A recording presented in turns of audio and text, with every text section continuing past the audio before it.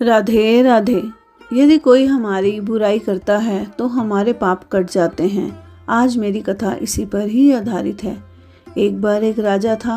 उसका राज्य बहुत सुंदर था और प्रजा भी उससे काफ़ी खुश रहती थी। वह अपने राज्य और प्रजा का काफ़ी ध्यान रखता था, लेकिन उसमें एक ही कमी थी कि वह कभी दान नहीं देता था।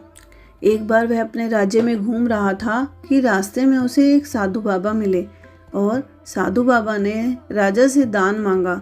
तो राजा ने बोला कि साधु बाबा, मैं आपको दान नहीं दे सकता, भले आप मेरे महल में चले, मैं आपको अच्छा खाना खिलाऊंगा और आपकी बहुत सेवा भी करूंगा, परंतु मैं कुछ दूंगा नहीं। साधु ने कहा कि भले थोड़ा कुछ दे दो, लेकिन कुछ दो ज़रूर। परंतु राजा नहीं माना। इतने में राजा के घोड़े ने लीद कर दी। तो साधु ने बोला कि भले मुझे अपने घोड़े की लीद दे दो। राजा ने सोचा कि साधु अब ऐसे मानेगा नहीं, तो उसने वह लीद उठाकर साधु को दे दी। साधु ने वह लीद ली और उसे आशीर्वाद दिया कि तुम्हारी वृद्धि हो। यह कहकर वह चला गया और राजा भी अपने महल में जाकर विश्राम करने लगा। अगली सुबह जब राजा उठा तो उसे बहुत दुर्गंध आ रही थी। जब उसने अपनी महल की खिड़की से देखा तो उसकी आंखों के सामने ही घोड़े की लीद बढ़ती जा रही थी और घोड़े की लीद का पहाड़ बन गया। तो उसे ध्यान आया कि कल उसने साधु को घोड़े की लीद ही दी थी।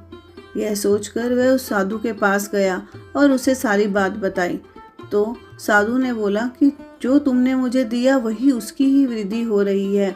यदि तुम मुझे धन देते तो तुम्हारा धन बढ़ जाता। परंतु राजा ने बोला कि मुझे अब इस दुर्गंध से बचाओ। तो साधु ने बोला कि मैं तुम्हें एक उपाय बताता हूँ, तुम कुछ ऐसा करो कि तुम्हारी प्रजा तुम्हारी बुराई करने लग जाए। तो राजा ने यह ऐलान कर दिया कि वह सारी प्रजा को राज्य से निकाल देगा। यह सुनकर सभी लोग राजा की बुराई करने लगे। जैसे जैसे बुराई बढ़ती गई और घोड़े की लीद कम होती गई और अगले दिन तक वह महल वैसे का वैसे सुंदर बन गया।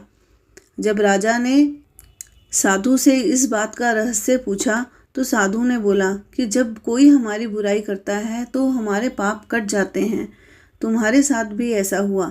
जब तुम्हारी इतनी बुराई हो गई तो तुम्हारे पाप भी कट गए।